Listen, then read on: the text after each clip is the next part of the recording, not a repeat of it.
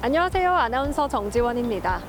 목포 여수 MBC가 공동으로 제작한 다가온 뉴스 시간입니다. 이번 주는 오는 10월 전남에서 열리는 전국체전 준비 소식과 해안이 사라지고 있어 연안 사업이 속도를 내고 있다는 소식 등을 준비했습니다. 함께 보시죠.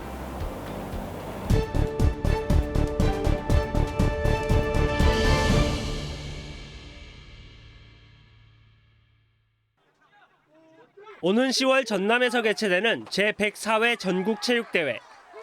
개폐회식과 육상 경기가 열릴 메인 스타디움 목포 종합경기장이 웅장한 윤곽을 드러냈습니다.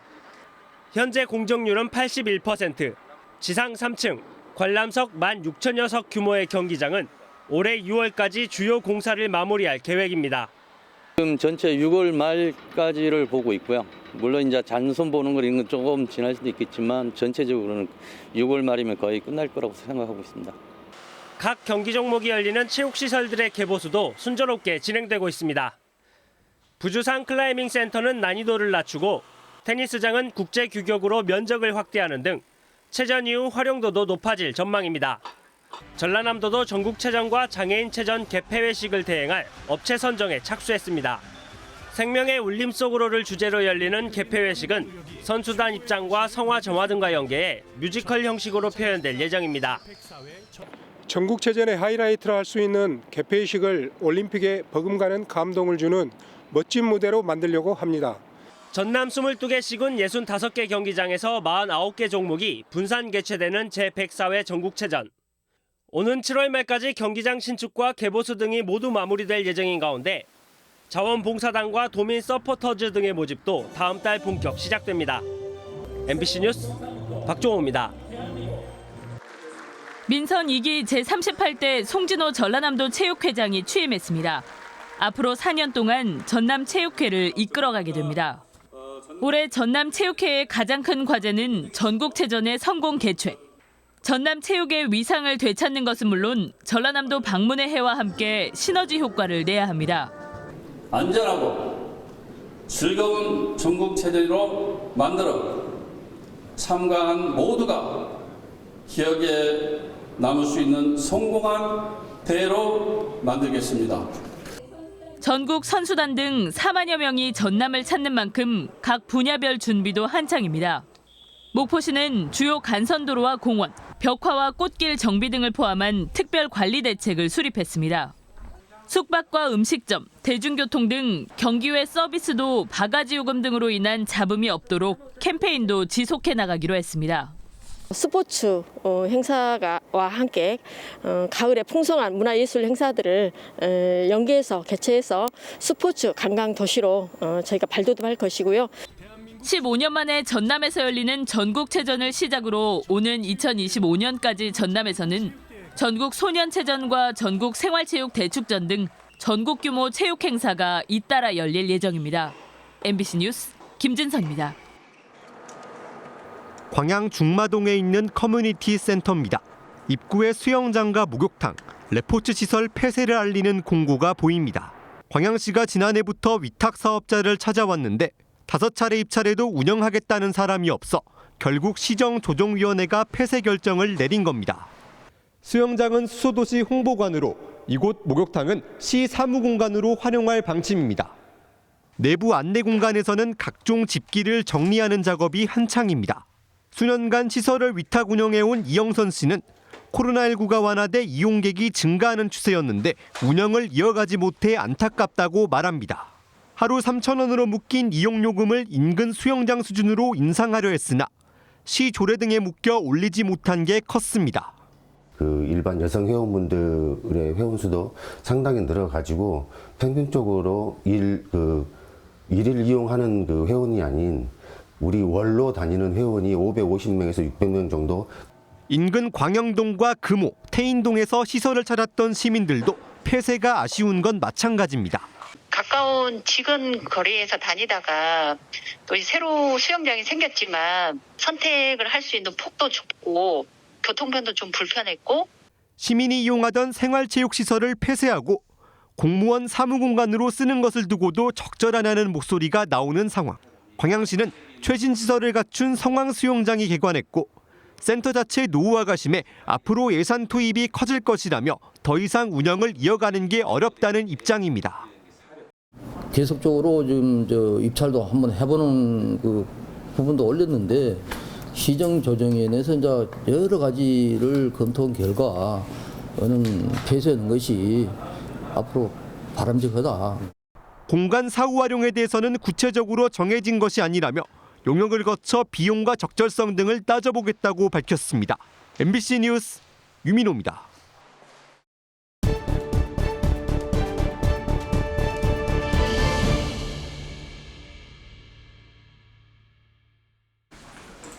익명 메신저인 텔레그램 대화방.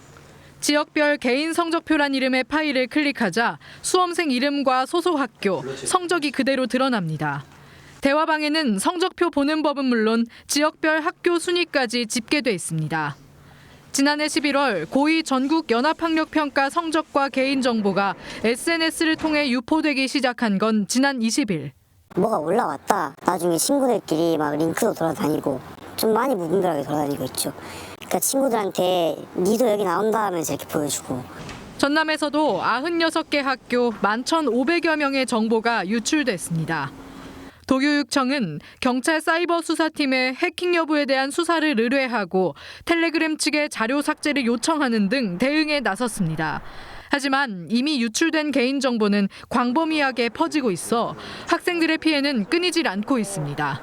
친구에게 임의로 성적을 지원해서 말을 해줬는데 그 친구가 이제 그 파일을 열어보고 나서 저기 왜 거짓말을 했냐 이러면서 비웃고 조롱하면서. 지역의 한 학생단체는 개인정보 유출로 인한 피해 배상을 요구하기 위해 소송인단을 모집하고 있습니다. 성적이 유출되었는데도 일단 2, 3일 동안 계속 그것이 지워지지 않고 돌아다녔고, 아무래도 좀 소송에 이제 많은 학생들이 참여를 해서 앞으로는 이제 이와 같은 사례가 발생하지 않는 계기가 돼요. 한편 전남도교육청은 경기도교육청과 긴급상황반을 운영해 피해 접수를 받아 정확한 유출 피해 규모를 파악하고 있다고 밝혔습니다. 그러면서 유출된 정보를 유통하거나 재가공하는 경우 처벌받을 수 있다고 강조하면서 유포 행위를 자제해달라고 당부했습니다. MBC 뉴스 강서영입니다. 경전선 노선에 대한 반발이 계속되자 최근 순천을 찾은 원희룡 장관. 현장에서 노선 우회와 추가 사업비 부담을 약속했고 시민들은 박수갈채로 화답했습니다. 순천 시민들의 이 염원을 우리 국가가 받들어야 되겠다.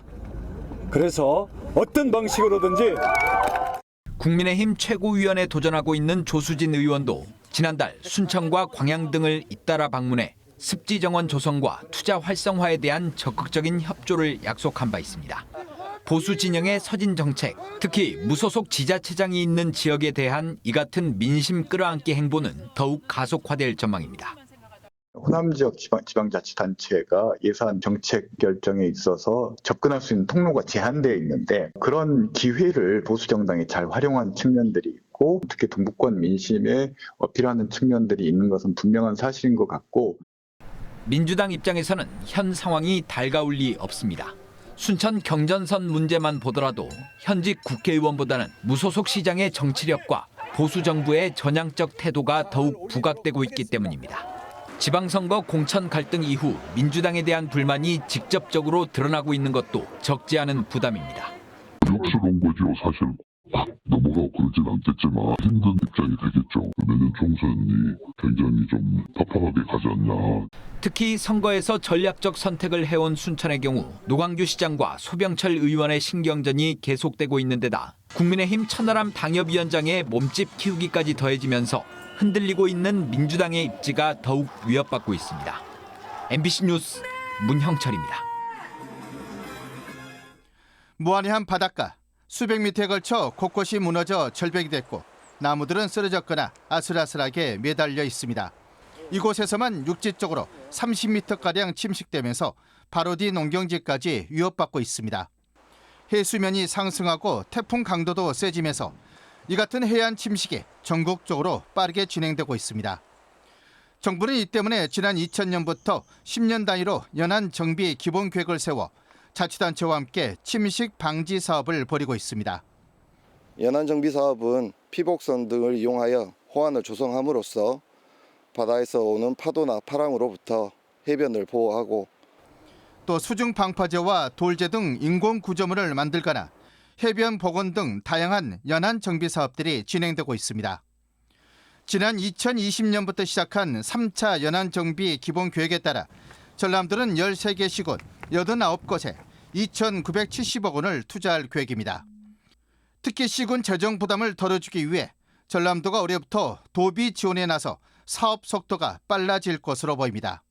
지금까지 사업비 비율은 국비가 70%, 시군비가 30%였습니다. 그래서 시군 재정 부담이 되어 왔습니다. 따라서 올해부터는 시군비 부담 중 30%를 우리 도에서 지원합니다. 연안 정비 사업의 또 다른 걸림돌인 행정 절차 기간도 대폭 단축될 예정입니다.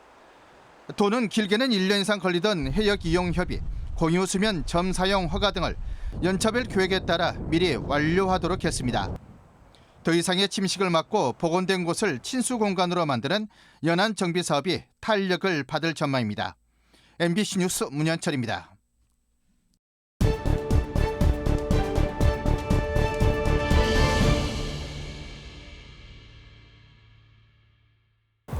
오늘 다가온 뉴스는 어떻게 보셨나요? 다음 주에도 더욱 풍성한 소식을 준비해서 찾아오도록 하겠습니다.